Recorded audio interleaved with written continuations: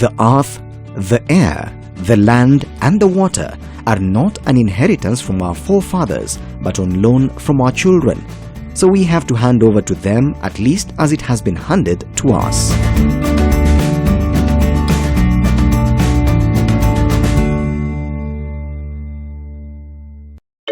Groots Kenya, Sea-Watch, WWF, Kenya Forest Service, NCCK, Arid Land Network are among the many non-state actors working with ACT Change Transform, a national local non-governmental organization, and a program called Changieni Rasilimali to ensure better management of land as a critical natural resource in development and social cohesion. The achievements in the land sector are quite much because we saw 4 laws passed by the Parliament of Kenya touching on the land. And we can say the success of achieving those laws being passed was mainly, or to quite some extent, through our support, because we worked with quite a number of civil society organizations. Changieni Rasilimali is funded by the government of Sweden and the Department of International Development of UK, UKaid, who through ACT have given grants to various organizations dealing in land resource issues to help them strengthen their organization capacity as they work with communities all over Kenya. ACT built our capacity as an institution, first of all on advocacy, trying to make sure that the work we do is not only relevant to the communities, but it's also relevant to the government. And so we attended workshops to ensure that the work we do has enough visibility and that it is able to capture and optimize on provisions in the policy.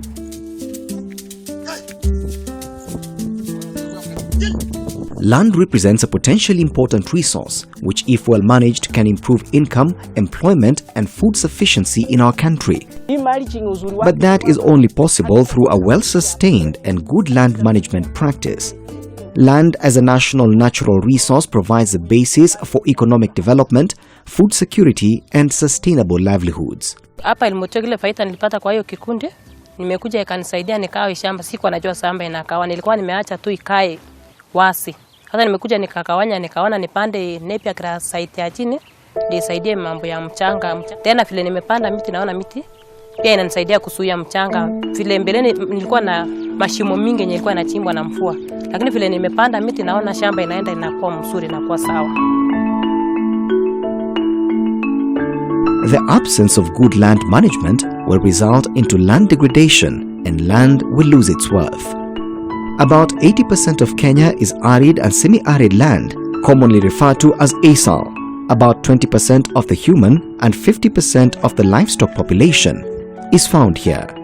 On the other hand, a mere 20% of Kenya's total land is suitable for cultivation, among which only 12% is classified as high potential agricultural land, while 8% is considered medium potential land. We are educating farmers to know how to plant their land. However small it is, they are able now to produce what is enough for consumption and even selling.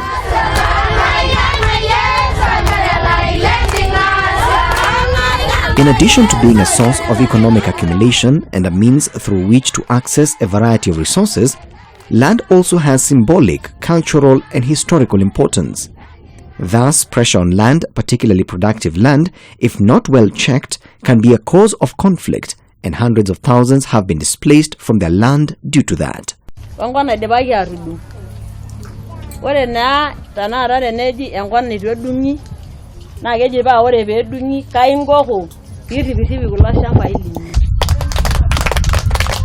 we were doing civic education in 2010, they had no clue about the laws that govern land.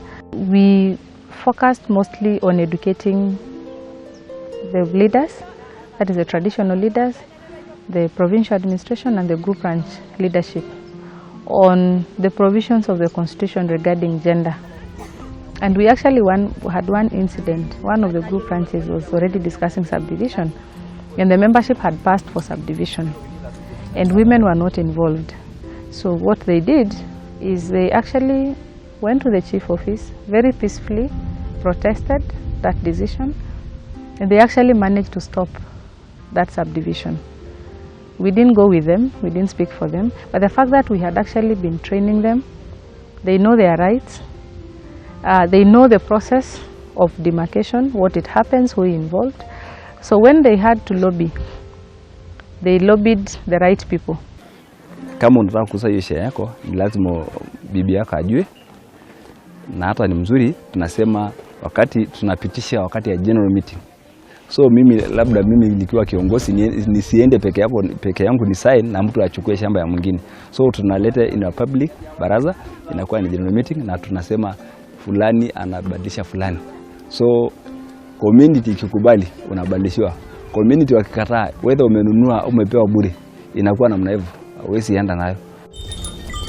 Poorly managed land use and land conflicts are the main threats to better land planning for greater productivity and has been the cause of disharmony among communities.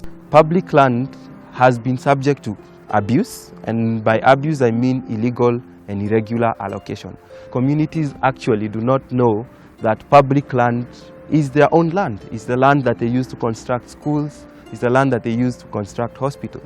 And if you walk around Lari community right now, you realize that people are very clear what public land is, first of all, and secondly, how it should be used. Because one of the key objectives of this project was to ensure that grassroots women not only lead the process in terms of identifying it, but they also document it in a way that it is secure, it is interactive, and anyone can be able to access land. So out of that awareness, again, you realize that communities now are able to sort of put their leaders to task. We were able to map all public land in Rari. There were so many roads which had been encroached and crossed, where some were to access school, others were to access river. But now people have surrendered them voluntarily, and we are able to participate in government participation, policies making, decision making. We came out very strongly to support Growth Kenya because of one important thing, that is the process of land mapping was going to be of immense benefit to the local community. So this is an exercise which is very beneficial for the future planning of Rari, particularly for projects that require land, because right now we know where we have public land. We want to change. For 4 years now, different institutions have been working round the clock with the national government and county governments to put in place policies that are meant to ensure sustainable land management. Land policy, for instance, recognizes that land is not just a commodity for trade, but a principal source of livelihood. If well used, it will increase agricultural productivity and income, especially for smallholder farmers. Using advocacy as an approach is a sustainable way of implementing projects, or actually bringing about change in the land reform sector. We used to do a lot of service delivery projects, or other players had service delivery projects, but then after that, there's no, for example, legal framework to anchor those activities. There's no proper way of securing these resources. So we realized that through advocacy and building the capacity of our partners to be able to engage in those processes like lobbying, participating in development of policies and legislations, we are now sure that after a partner leaves a certain project area, things will be done in a systematic manner and there will be sustainability. Sustainable land management includes the management of soil, water, vegetation, and animal resources. The funding from Changieni Rasilimali played a key role. We were able to get funds to train farmers and even to help to make a follow-up to make sure that they implement what they have learned. Given that the majority population in this area have land holding between 1.5 acres to 3 acres. So we introduced double digging, in that in a small portion of land like an acre, you are able to plant banana, you are able to plant sweet potato, you are able to plant rice, you are able to plant vegetable. Faida nimepata mingi kwa sababu sasa kisai niko na chakula ambayo inaweza tumika kwa nyumba mpaka hata niuze ingine.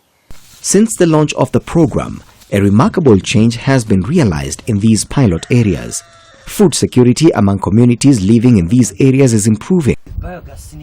Alternative natural energies have been introduced and degraded lands have been rehabilitated. Lessons learned from Changieni Rasilimali have been at the core of increasing resilience on stressed land brought about by uncontrolled human activity and climate change. To this end, Changieni Rasilimali Programme will continue to collaborate with communities all over Kenya to escalate initiatives geared towards better land resource management and especially in soil and water conservation techniques, whereby lessons learned from these form policy applications.